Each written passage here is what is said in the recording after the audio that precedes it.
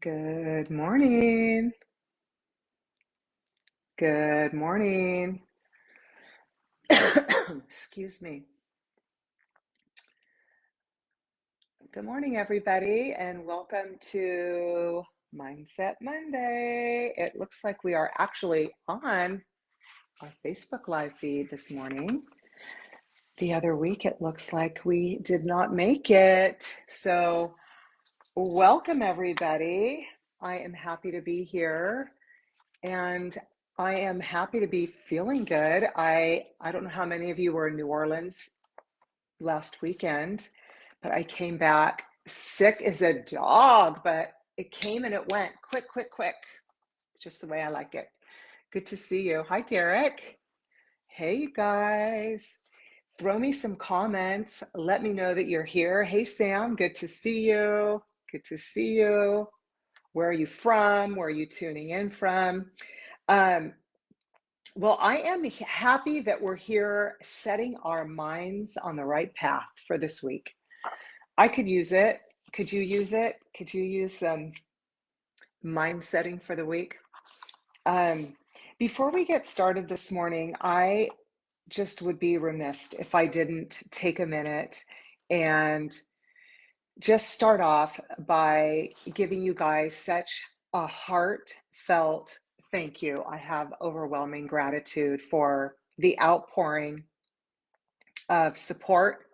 I launched this new company, Carrie Davis Consulting, a month ago, and I just am overwhelmed with the amount of calls and messages and clients that have been reaching out, and I am I'm overwhelmed with gratitude. And so I just want to thank you so much for each and every one of you, whether you're here this morning and you're supporting the Mindset Mondays, whether you've called, whether you're a new client of mine, or whether you're on a recorded call later on in the week or the month.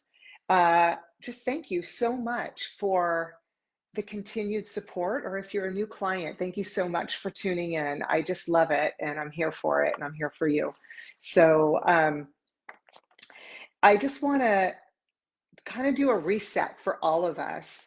Hi, Ginger. Hi, Diego. Good to see you. Jennifer, Laura, great to see you guys. Um, I'm here quite a few Mondays a month, and I'm here for you guys. I'm here for myself too, because it's always a reminder when I'm here preparing for what business topics I want to talk about. I'm here to not just, you know, talk about issues to help you, but it also is a reminder for me. So if there's ever anything you want me to talk about or you're struggling with in your business, DM me, send me a message, put it in the comments. I'll write them down and I'll put it on the docket for the next week or the weeks coming up, because you guys could definitely determine what continues to come up. So I just want you to know you have the power for that. So I'm here for you. So today is a topic that has been coming up a lot in my coaching calls with my clients. And this is the topic of management. When I say, God, I got a crazy hair coming up here, guys. What is going on with this hair? Uh, Management versus leadership. And I'm noticing that the two are getting intertangled. The two words, leadership and management, are being intertangled and intermingled quite a bit. And this conversation today is, I want to create some distinction around the two, uh, the two roles, I guess, the two titles, the two roles, the two job descriptions, the two definitions. What do they mean? How do we show up and be a manager? How do we show up and be a leader? What do the two things mean? And how do we best show up in each one of those roles if we can? And as a owner of a company, what should our expectations be for those two roles? And so if this topic is for you, if you are an owner of a company, if you are a manager, if you are a stylist, if you are an educator, if you are a human being. And the reason that I say that is because I feel like we walk around and we are managing our lives and we are also leading our lives. And I think we toggle between both roles, whether we're in our business role or where if we are in our owner role or if we're an educator or if we're any kind of a leader. Like an example, if I am at home and I'm in my office doing my bills, my home bills, I'm managing my life, right? That's part of me managing my life because I have to sit down and I have to do these things. I have to do my bills to manage my life, right? And, but there are times in my life where I have to motivate myself and lead myself and inspire myself to do something maybe beyond what I feel motivated to do or what I think I'm capable of doing. And that would be me leading myself as a leader. And so that's just on an independent kind of smaller scale. But let's talk about the difference between a manager and a leader. And let's get that out of the way. And then let's bring that down into our business and how we operate our business. And then let's talk about expectations. So, what is a manager? Okay. A manager is a person responsible for controlling or administering all parts of a company or an organization. A manager is a doer. So a manager is a doer and they administer systems.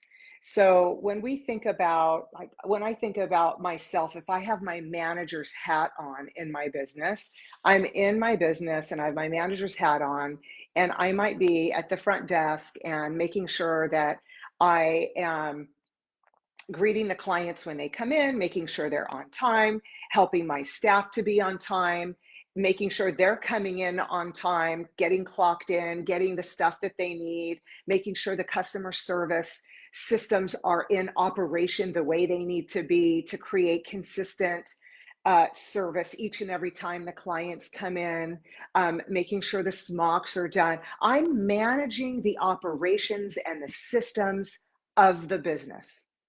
That would be me in my manager role. That makes sense? So that would be me managing.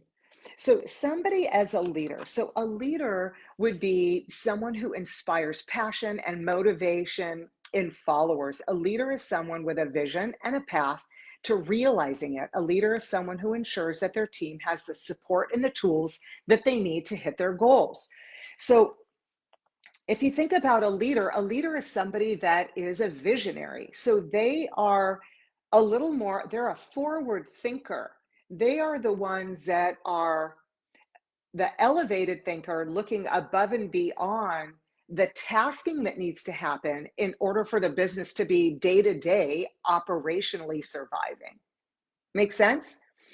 And so as people walking around in the world, I think we're toggling ourselves just as humans managing and leading. We're toggling. We're like doing our management stuff and we're leading ourselves to like inspiring ourselves to get like to the next level. As owners of a business, we could have different predominant strengths.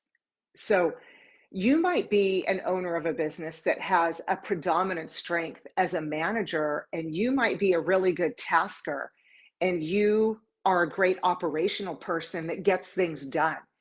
So you might be someone that has this task list and you set out tasks and you're really good at checking off that list. Or you might predominantly be a great leader where you are someone that is a really good inspirer.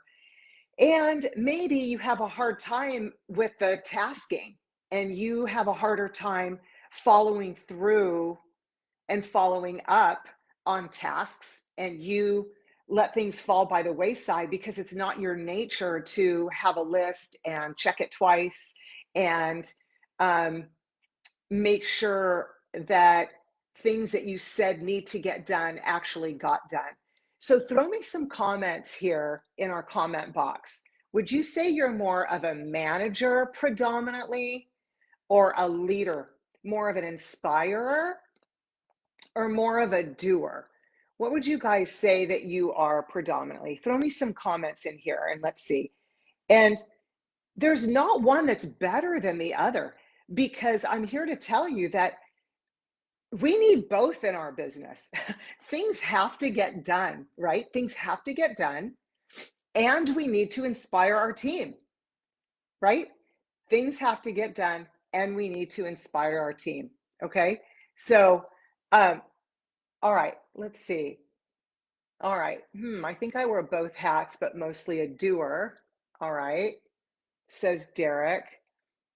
Hi, Shara, a leader, more of a leader. Okay. All right. So I want you guys to hear me when I say this. The greatest strength that a leader could have is to know what their weakness is. I'm going to say that again. The greatest strength that a leader could have is to know what their weakness is. Because only until we know what our weakness is can we supplement that weakness with somebody that has the strength of the weakness that we have to create the balance.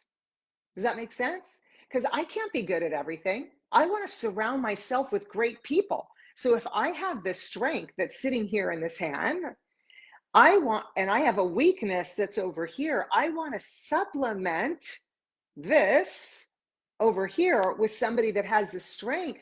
So I could be like, let me free myself up so that I can do what I'm good at and free myself up to do this. So I know that what I'm good at is leadership. I think that is my strength, and inspiring, right? The tasking is not really my biggest strength. And so I have a manager that I can hire, right? So I'll hire a manager. So that's going to bring me kind of to my next piece here. So I wanted to first set out that they are two different things. So a lot of times what happens, and I see this and I'm living this a lot with a lot of the owners that I am, that are my coaching clients. They've hired, like myself, managers to help them with their business. So I'm an owner. I hire a manager to help me with my business. And what do I hire a manager for? Well, I hire a manager so that I could be freed up in order to do my leadership duties, which is to grow my business. So I can work on the next chapter. I could work on growing my company, right? On envisioning the future, being the visionary. So I hire a manager to do what? To run the front, to help me with payroll, to help me with not necessarily the books, but the day-to-day operations. Okay, does that sound familiar? Can you guys relate to that? So throw me a comment. You can relate to that, right? We hire a manager. So what are they in charge of? Okay, well, they're in charge of possibly doing the ordering, doing the day-to-day, making sure the staffing, right? Making sure the staff are coming in on time, making sure the order is checked in and processed, making sure the guest care and everything is being handled, right? So yes, so all of these things, and they have a job description, and they're being hired as what?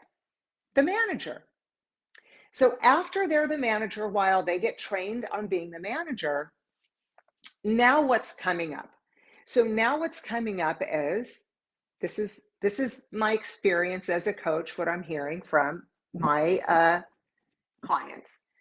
Well, my manager is now not leading and inspiring my team. So they come in, they're doing the day-to-day things, but they're not really inspiring my team to the next level. Well, what are they doing? Well, they're managing. But did you hire a manager? Yeah, I hired a manager. Right, you hired a manager. So you hired a manager, that's the job description of a manager. Did you hire a leader? No, I hired a manager. Right, because a leader is a different job description. It's a different definition. It's a different skill set. So I just want to make this big distinction. So Shara, what did you say? Me exactly. I have great operations managers and supporters, but not coaching, leading the service provider team. I'm currently looking for a leader manager. Yes, that's exactly right. So a leader manager is very different than an operations manager. An operations manager is a skill set that's a little bit more linear. It's a little bit more task oriented, task focused, not people focused. So I was working with a company and multiple locations, and we are working with their leadership team. And so head honcho is talking to me about all their different leaders. They have lots of locations, all their different leaders, and they were talking to me about this leader who's they moved into a leadership position because they are amazing with the team, and they could get the team to do anything, and the team is so excited to perform for them. So I'm thinking in my head, true leader, right? But God, we got to get this person to actually get into the numbers and start working with them on like the business side. Ah, not really like the manager piece, right? Then they go to location B. Location B, this manager sitting behind the desk doing all of the operational stuff, no connection with the team. So this person truly was hired as an operations manager, not as a connector, right? And so they're looking now for a leader. Now, what do we do in this case, right? Because when we think about it, it might be easy to say, well, now I'm trying to put a square peg in a round hole, and now I don't know what to do because I need both. And I think, Shara, you said it, beautifully, which is I'm currently looking for a leader manager. Interesting way to put it. I'm looking for a leader manager. I'm looking for a connector. I'm looking for someone to lead the team, to replace myself. If you're the leader and you need to replace yourself and your skill set is leading, that's your strength, then you need to find somebody to replace yourself, right? Or there's an or in here. Not everything is black and white, although it could be. And I've never been one of those coaches that it's a one size fits all, that you have to do it this way or you have to do it this way. There is a big gray area in how people run their businesses. So I believe that there is a middle ground, that some people can learn to live in the gray, and some people can learn the skill set. So if you are more, if you have a manager that has more leadership skills than they do operation skills, are they open to learning the operational skill set where they can learn more tasking and become a little more regimented around doing some of the numbers and the business side of it? And maybe you can supplement that person with a front desk lead that is a little bit more of a doer and can support that person. And they can still continue to lead, right? So are they willing to learn a new skill set? But I want to make it very clear that the conversation that we have when we need another job description put into our business. So if we have a manager that we hired that happens to be heavy on the leadership side and we need more management skills, that's a conversation we have with this leader manager saying, I need more operational skills. So we're going to enter into a new training to help you with these skill sets. Are you open to that? But what I'm finding is that a lot of the owners that I'm working with are just sitting in frustration because these things aren't happening. But there's no conversation saying we need to start transitioning into this area of abyss that is not happening. And the same thing is going to ring true on the other side. If I have somebody that's very management operations heavy, and they're not necessarily team connector heavy, where they have an inkling for leadership, and they're very task oriented, and I need them to be more connection oriented, We have to say, I have another part of the job description that I want to start working with you on, and that is to start softening the heart, opening up that connection piece a little bit. And we're going to start working on a new part of the job description. And I think that, part of becoming a leader, I have three points that I wanted to get into this live this morning about creating great leadership skills. Because again, most of us as owners get into hiring a manager. And when we look at the skill set and the job description of a manager, it's for operations. So I want to throw out there leadership traits that I think we need to be working on with our managers to make sure that they are incorporating and encompassing both traits, not just operations, but also these traits that I think are really important. Effective communication. And effective communication lies at the heart of great leadership. Leaders who communicate with clarity, and this word is really important, empathy. And so when we talk about empathy, empathy is a skill set where I'm an active listener. I'm not thinking about what I am going to say back to you when you're telling me something. An empathetic listener is somebody that is being in the presence of you talking. That makes sense? You're sharing something with me, and I'm just here with you listening while you're sharing. So it's being presence, it's presence of mind, right? Authenticity that fosters trust, transparency, and engagement within their teams. They listen actively, articulate their vision persuasively, and provide constructive feedback that inspires growth and collaboration. So, effective communication. So, we have to work with our managers on how to effectively communicate. This is a skill set that not everybody is born with. It's almost a superpower if you're born with that skill set. Most people have to really work on the skill set called communication. That's not easy. So, do your managers want to elevate their skill set for effective communication? So, that's one. The second thing that I think is really important for our managers to start working on is visionary thinking. Now, as the owner of a business, we have our vision of what we want our businesses to look like. And we have to be able to articulate what that's going to look like very clearly and in different ways to speak to different learning types. As a manager, it would be amazing if our managers were able to also articulate that vision in fun ways each and every day that they came into the business.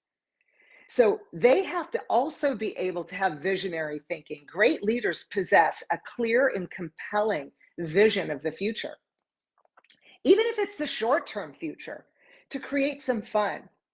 They envision possibilities, they articulate a purpose driven direction, and inspire others to embark on the journey towards achieving shared goals. Visionary leaders see beyond the present challenges, they anticipate opportunities and rally their teams around a common cause. And again, this could be daily. All right. And the third thing is empathy and emotional intelligence. Again, that word empathy comes up. Empathy and emotional intelligence enable great leaders to understand, connect with, and empower those they lead. Leaders who exhibit empathy demonstrate genuine concern for the well being and perspectives of others, fostering a culture of inclusivity, belonging, and mutual respect. They navigate interpersonal dynamics with grace, empathy, and sensitivity, cultivating strong relationships built on trust and understanding. So I wanted to go over a couple of these really important factors as part of a job description for our managers. Remember, if we're frustrated because our managers seem a little more task oriented than leadership oriented, it's because we as the owners hired a manager.